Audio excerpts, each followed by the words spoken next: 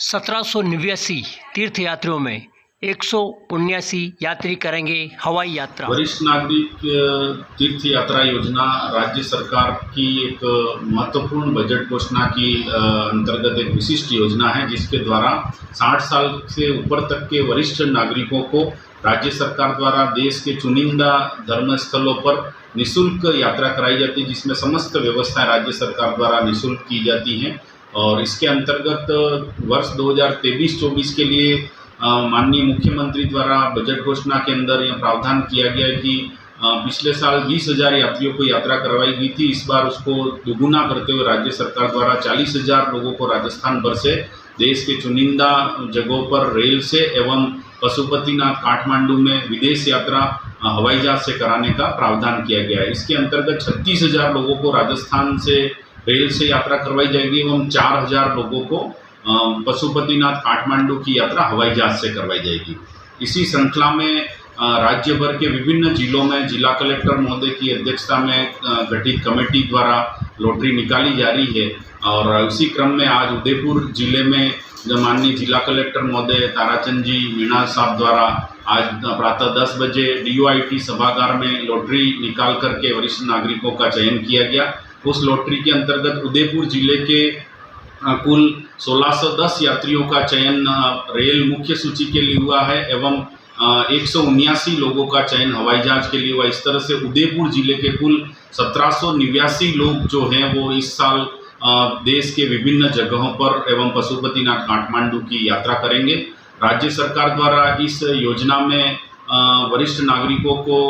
Railway station से rail में बैठाने के बाद में अंदर खाना पीना चाय नाश्ता, इसके अलावा तीर्थ स्थान पर पहुंचने के बाद वहां पर रुकने की निःशुल्क व्यवस्था, दर्शन की निःशुल्क व्यवस्था एवं पुनः सकुशल छोड़ने की निःशुल्क व्यवस्था की गई है। साथ ही राज्य सरकार द्वारा प्रत्येक रेल के डिब्बे में 2 अनुरक्षक लगाए जाते हैं, जो कि वरिष्ठ जनों की सेवा में रहते हैं और राजकीय कर्मचारी होते हैं। और पूरी रेल पे एक राजपत्रित अधिकारी होता है जो पूरी रेल को एस्कॉर्ट करता है, उसका मुखिया होता है। और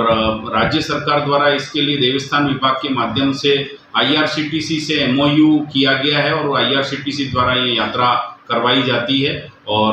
राज्य सरकार का यही उद्देश्य है कि वरिष्ठ जनों को अच्छे से अच्छी यात्रा करवाई जाए। और सर्वधर्म संभाव का एक ये उदाहरण भी देखने को मिलता है, क्योंकि इसके अंदर केवल हिंदू तीर्थ स्थानों को ही शामिल नहीं किया गया, बल्कि बिहार शरीफ मुस्लिम वर्ग के लिए एवं वेलंकानी चर्च तमिलनाडु जो है वो क्रिश्चियन समाज के लिए भी इसके अंदर प्रावधान रखा गया और जैन समाज के लिए सम्मेद शिखर और पावापुरी का भी प्रावधान रखा गया। इस तरह से राज्य सरकार का सर्वधर्म संभाव के अंतर्गत सभी धर्मों के लोगों को यात्रा कराने का प्रावधान किया है। सर एक बात और, आज गुरु पुष्य नक्षत्र भी है, तो उसमें कोई सरकार कोई मंदिर में कुछ कर रही है? माननीय मंत्री महोदया शकुंतला जी रावत, जो कि उद्योग मंत्री के साथ साथ देवस्थान विभाग की भी मंत्री हैं, माननीय मंत्री महोदया के निर्देश प्राप्त हुए कि गुरु पुष्य नक्षत्र पे शुभ माना जाता है और अभिजीत मुहूर्त होता है। इसलिए माननीय मंत्री महोदया के राज्य सरकार के माध्यम से निर्देश प्राप्त हुए कि आज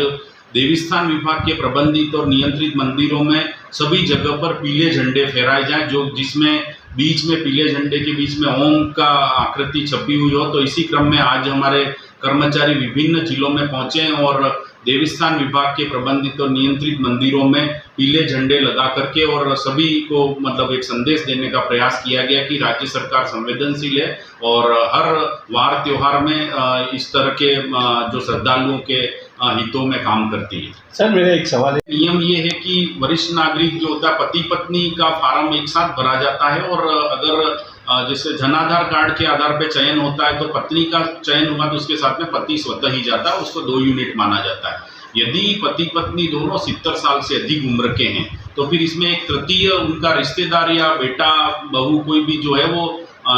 21 साल से 50 साल के बीच में अनुरक्षक एक तीसरा जना भी इसके अंदर जा सकता है। ये प्रावधान कोई अगर विकलांग है सर तो उसके साथ एक्स्ट्रा कोई विकलांग के अंदर भी प्रावधान है कि उसका सहयोगी जा सकता है। कब से प्रारंभ होने जो राज्य सरकार के निर्देश प्राप्त हुए हैं उसके अंतर्गत 15 जून से संभावित है कि प्रथम जो रेल यात्रा है वो जयपुर से या किसी अन्य संभाग से प्रारंभ हो सकती है।